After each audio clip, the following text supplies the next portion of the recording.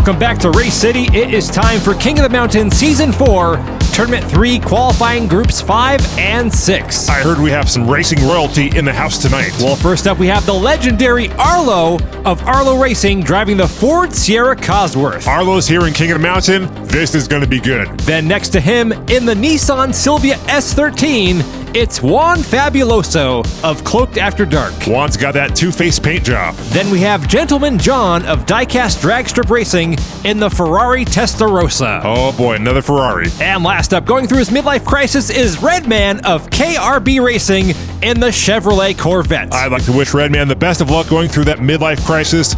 Keep hope alive, brother. Keep hope alive. Here we go. They are all lined up. Arlo starting on the far left.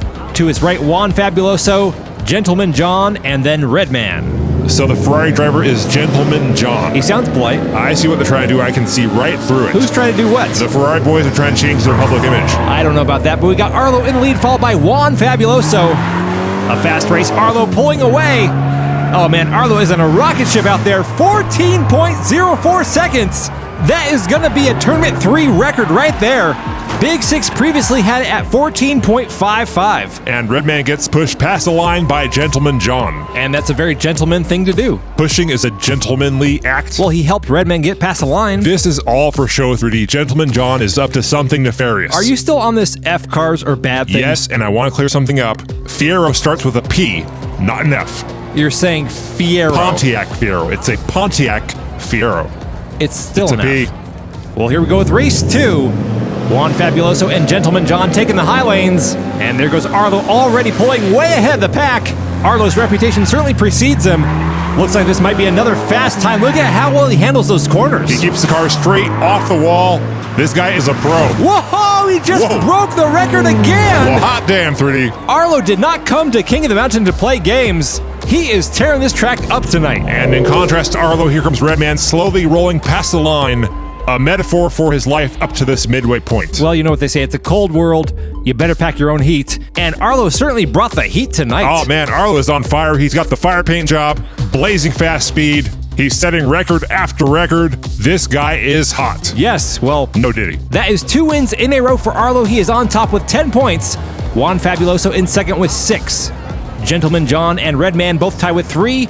They'll be taking the high lanes on this race. I don't think it matters which lane they take because Arlo is on the track. Arlo once again out in the lead on the bottom lane. Juan Fabuloso in second. Can anybody catch up to Arlo? Arlo's going to have to make a big mistake for someone to catch up, and right now, I don't see that happening. Arlo first onto the bridge, and race 3 goes to Arlo with a time of 14.82 seconds. Not his fastest time of the night, but still way faster than everyone else. And you can see Redman pondering the meaning of existence as he passes the line in that red Corvette. He's going through it pretty bad, huh? A red Corvette? Oh yeah. If it was black or silver, that's a mild case. That's right, it is red. Full-blown midlife crisis. Well, we all cope in our own ways. I just hope my midlife crisis includes a Bugatti. A Bugatti, okay.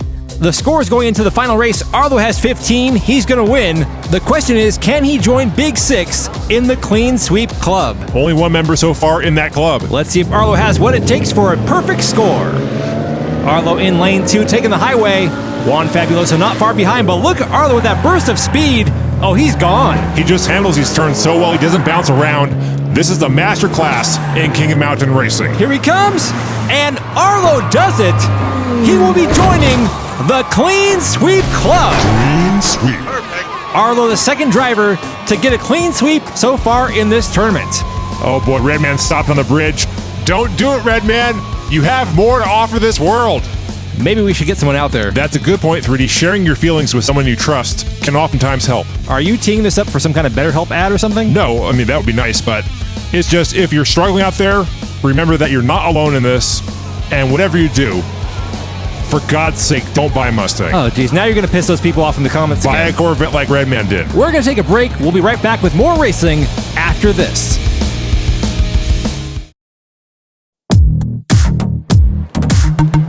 I'm just saying, with a fiberglass body, it's like having a plastic car. It's the cut down on the weight, 3D. Oh, we're on? Okay.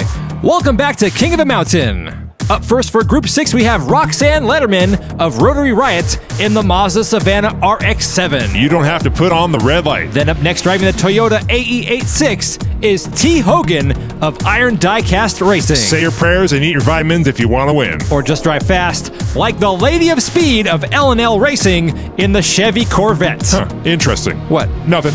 Well, last up we have a Dodge Rampage. Oh yeah, bring on the Rampage. Driven by Jensen Button of Phase 4 Customs.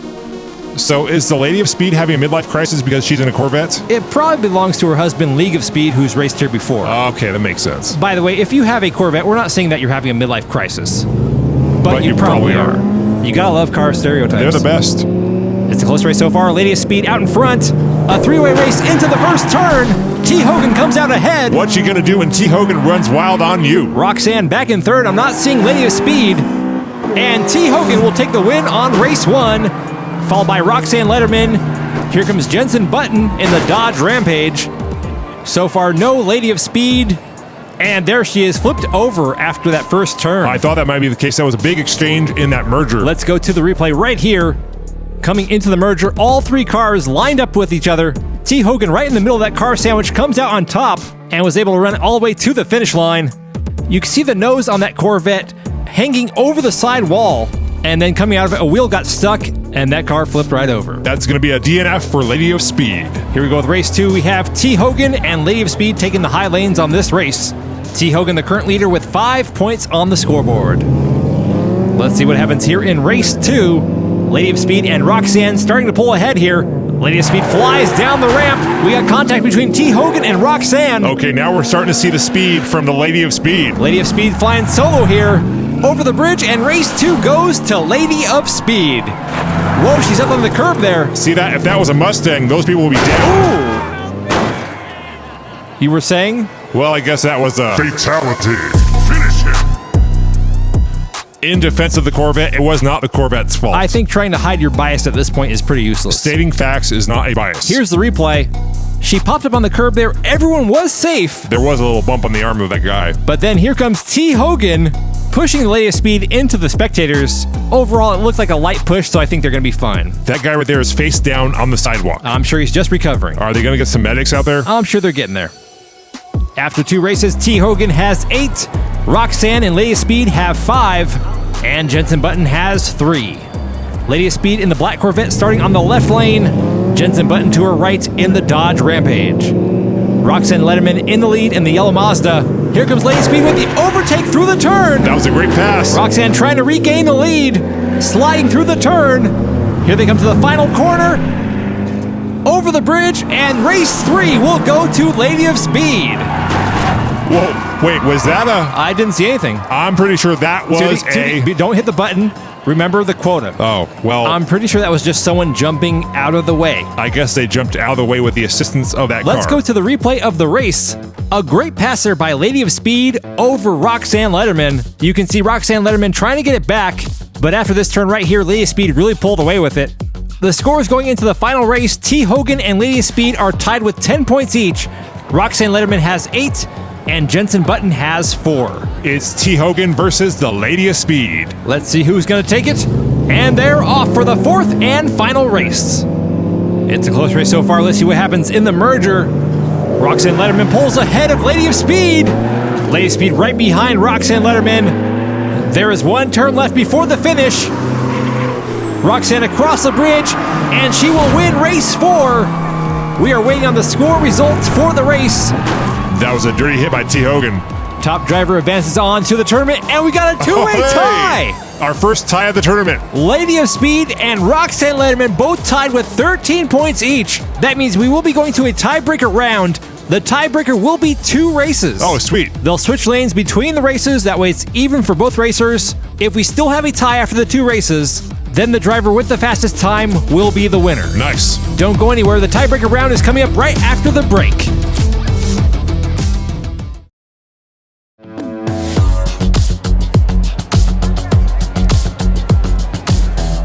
Welcome back to King of the Mountain Season 4, Tournament 3, qualifying group number 6, and we have a tie to break here between Lady of Speed in the black Corvette and Roxanne Letterman in the Mazda RX-7. May the best lady win. And they're off. Lady of Speed is starting on the inside lane. The inside lanes on this track do have a slight chicane to even things out between the two. Roxanne takes the lead. Lady of Speed not far behind, trying to catch up to Roxanne. Roxanne spins out along with the Lady of Speed. What's going on here? This is like a Crazy Jimmy tribute race. Both cars in reverse. They're locked up together, and I believe Roxanne Letterman takes it by a rear bumper. Well, that was not the race I was expecting to see. I don't know what happened there. They both turned around on the same turn. You can see right here, Roxanne Letterman spins around along with Lady of Speed. They decided to turn this whole thing into a backwards racing competition. I, for one, appreciate the tribute that they gave to Crazy Jimmy. That maneuver is taught in the Crazy Jimmy School of Driving, and I'm guessing they both might be alumni. Well, it was a very close finish, as you can see right here. It appears both cars got locked up together, and Roxanne Letterman just happened to be a little bit further than Lady of Speed. If Roxanne Letterman can win this race, Roxanne moves on. If Lady of Speed wins, then it goes to the times, and that 18.41 second time is not very fast. So the pressure is on here for both drivers. The drivers have switched lanes. Roxanne Letterman slightly ahead here. Here they come to the merger. Lady of Speed in front. Roxanne passes. She just pushed her way right to the front. And now Lady of Speed is chasing down Roxanne Letterman. It's a close race. Can she pass in the garage? Let's go. Roxanne first onto the bridge, and Roxanne Letterman will be advancing on to the tournament rounds. What a great final race that was between Roxanne Letterman and Lady of Speed. It's always great to see two competitive racers go at it head to head. These two were very evenly matched, and right here, that push through the turn is what gave Roxanne Letterman the win. Here's the results for this week's qualifying groups. Arlo, currently your top qualifier and new record holder for this portion of the season. Roxanne Letterman currently qualified in 5th place. We hope you enjoyed tonight's race. If you did, give us a thumbs up. Until next time, I'm 3D Botmaker. And I'm 2D. And we'll see you on the track.